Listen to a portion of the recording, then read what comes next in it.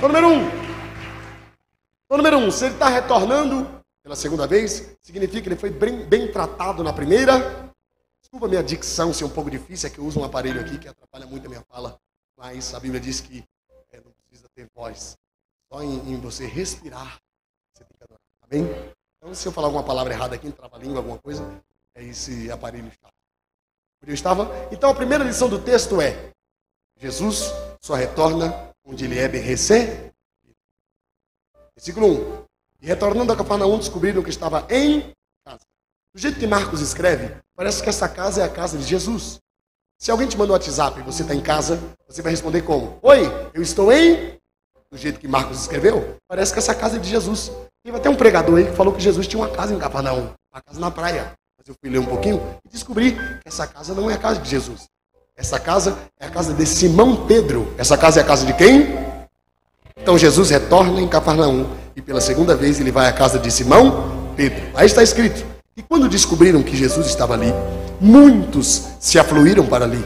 A casa encheu de tal modo que não havia espaço nem junto à porta. Agora observe, se quando Jesus chegou, a multidão descobrindo que Jesus estava ali, a multidão se afluiu para ali, então significa que esta mesma multidão, que só foi para a casa de Pedro quando Jesus chegou, sabia o endereço da casa de Pedro? Sim ou não? Porque não tem cartaz de divulgação, não tem endereço para o congresso que vai acontecer na casa de Pedro. Descobriram que Jesus estava ali, a casa imediatamente lotou. Então o povo sabe o endereço, o povo conhece a Pedro e o povo sabe que Jesus está na casa de Pedro. Agora observe, se alguém vai visitar uma casa, esta casa que vai ser visitada, a pessoa principal desta casa é o dono da casa. Mas a casa de Pedro sempre esteve ali. Mas enquanto Jesus não chegou, a multidão não se afluiu para lá. A casa de Pedro sempre esteve lá. Mas a casa de Pedro só lotou quando Jesus chegou. Porque a multidão não vai para a casa de Pedro para ver Pedro. A multidão não vai para a casa de Pedro para olhar para Pedro. A multidão não vai para a casa de Pedro para adorar a Pedro. A multidão não vai para a casa de Pedro para fazer qualquer coisa para Pedro.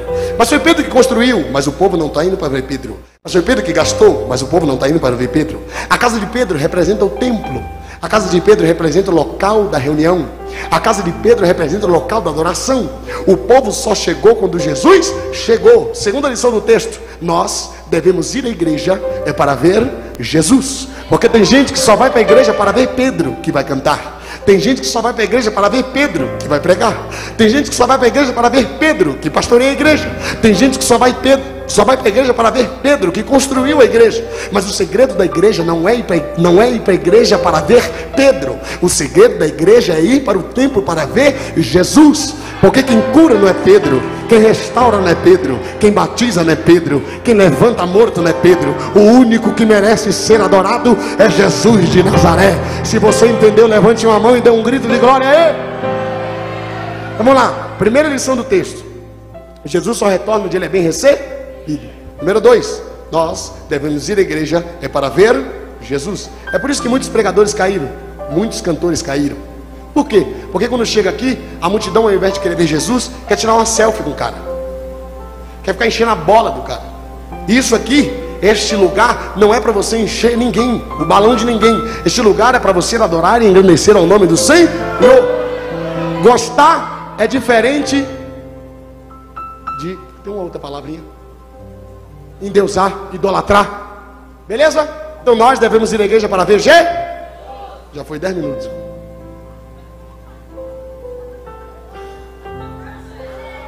Vamos lá, versículo 1.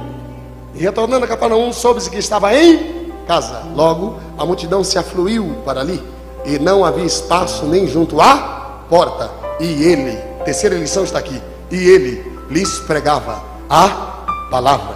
A casa está completamente lotada. Corredor esquerdo está lotado, corredor central está lotado, corredor direito está lotado. Na porta tem uma muvuca de gente que não consegue entrar.